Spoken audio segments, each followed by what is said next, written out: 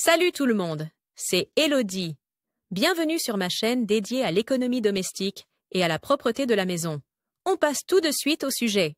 17-2021, 5.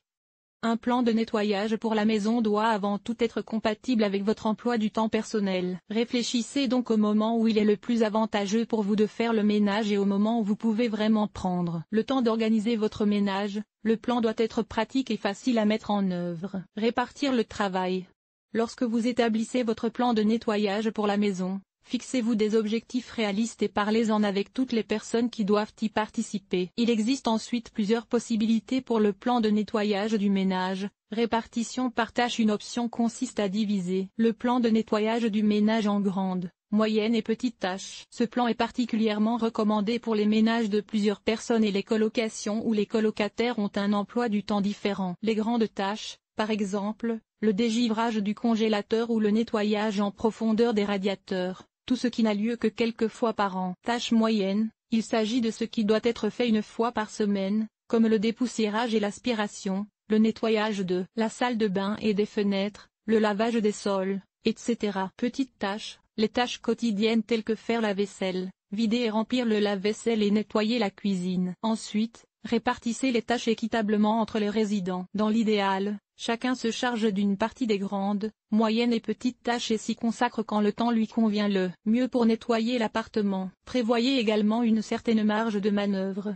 Celui qui a moins de temps pour effectuer les petites tâches pendant la journée pourra accepter de se charger d'une autre tâche moyenne à la place. Répartition par jour de la semaine. Vous pouvez également répartir le plan de nettoyage de la maison par jour de la semaine ou par mois. Ce plan est particulièrement adapté aux personnes qui vivent seules ou à deux et qui disposent d'un temps similaire. Un plan de nettoyage hebdomadaire pourrait ressembler à ceci. Jour 1, nettoyer la salle de bain. Jour 2, essuyer les fenêtres, les rebords de fenêtres et les lames de porte. Jour 3, faire la poussière. Jour 4, aspirer et essuyer les sols. Jour 5, essuyer le réfrigérateur. Premier mois, nettoyer les radiateurs. Mois 2, dégivrer le compartiment congélateur, etc. Vous pouvez facilement organiser votre ménage selon ce schéma. Prévoyez également une trentaine de minutes pour chaque tâche quotidienne, de préférence dans le cadre de votre routine du matin ou du soir, par exemple après le petit déjeuner ou le dîner. Vous pouvez aussi les faire ensemble et vous en servir comme d'une petite pause loin des écrans et de la télévision. Un autre conseil, prévoyez un peu moins de choses le week-end,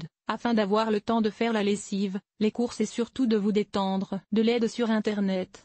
Ces conseils vous permettront d'avoir un ménage bien ordonné en un rien de temps. Vous trouverez d'ailleurs des modèles de plans de nettoyage et des listes à cocher sous de nombreuses formes sur Internet. Il existe également toute une série d'applications qui vous permettent de garder une vue d'ensemble des tâches à effectuer. Que vous composiez vous-même votre liste ou que vous recouriez à une aide en ligne, le plan idéal est flexible et entièrement adapté à vos besoins. Une récompense à la clé.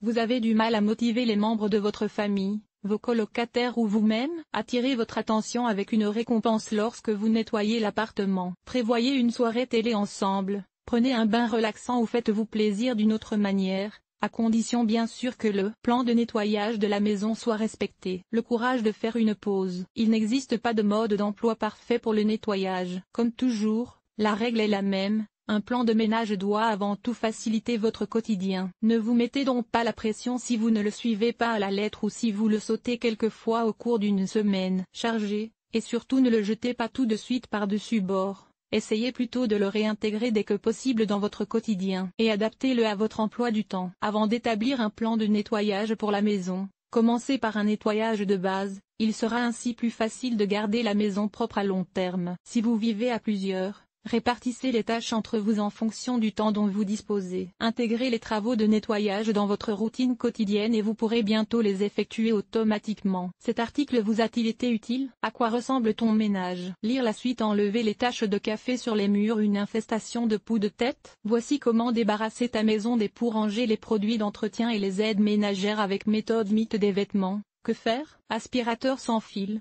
Oui ou non? L'entretien de la guitare en toute simplicité. Les meilleures idées pour organiser tes placards de cuisine. Nettoyage extérieur. Nettoyer la salle de bain. Laver le sol et les surfaces famille. Organiser le ménage. Entretien des vêtements. Nettoyer la cuisine. Agir de manière durable. Linge.